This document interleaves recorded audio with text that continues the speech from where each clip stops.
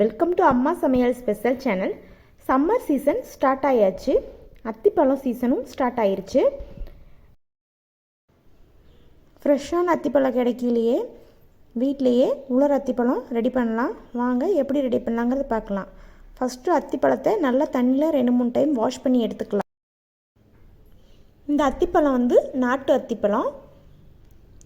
Wash பண்ண அத்திப்பழத்தை ஒரு தண்ணியில் சேர்த்துட்டு 1 ஸ்பூன் அளவுக்கு கல்லுப்பு சேர்த்துடலாம்.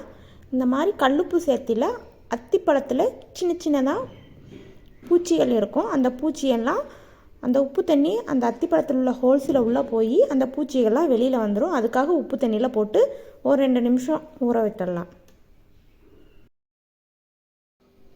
அத்திப்பழத்தில் இந்த காம்பு பகுதியெல்லாம் கட் பண்ணிடலாம்.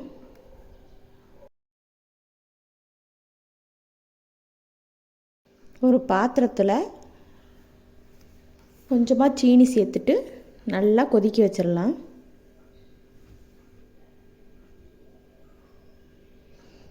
கொதிக்கிற தண்ணியில் அத்திப்பழத்தை உள்ளே சேர்த்துட்டு ஒரு 2 நிமிஷம் வேக வச்சுக்கலாம். அந்த சக்கரை தண்ணியில் அந்த அத்திப்பழம் ஃபுல்லாக மூழ்கணும்.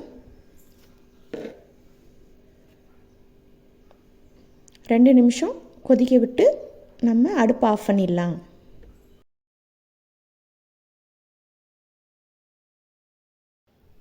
சக்கரை தண்ணியிலிருந்து அத்திப்பழத்தை தனியாக எடுத்துடலாம். எடுத்துட்டு ஒரு தட்டில் பரவலாக சேர்த்துடலாம்.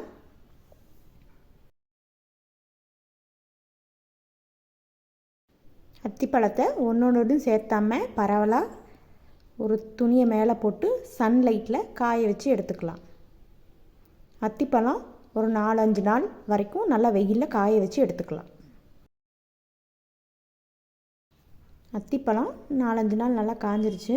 இந்த மாதிரி அத்திப்பழத்தை விரலில் ப்ரெஷ் பண்ணிவிட்டு இந்த மாதிரி ஒரு குச்சி வச்சு குத்தி ஒரு நூல் போட்டு கோர்த்துட்டோம்னா கடைகளில் கிடைக்கிற மாதிரியே இருக்கும்.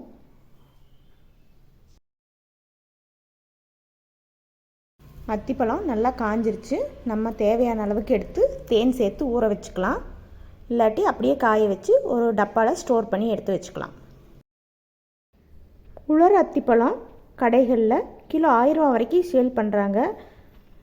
அத்திப்பழ சீசனில் இந்த மாதிரி ப்ரிசர்வ் பண்ணி ஸ்டோர் பண்ணிக்கலாம். அம்மா சமையல் ஸ்பெஷல் சேனலை சப்ஸ்கிரைப் பண்ணுங்கள். வீடியோவை லைக் பண்ணுங்கள், ஷேர் பண்ணுங்கள், கமெண்ட் பண்ணுங்கள். தேங்க்யூ.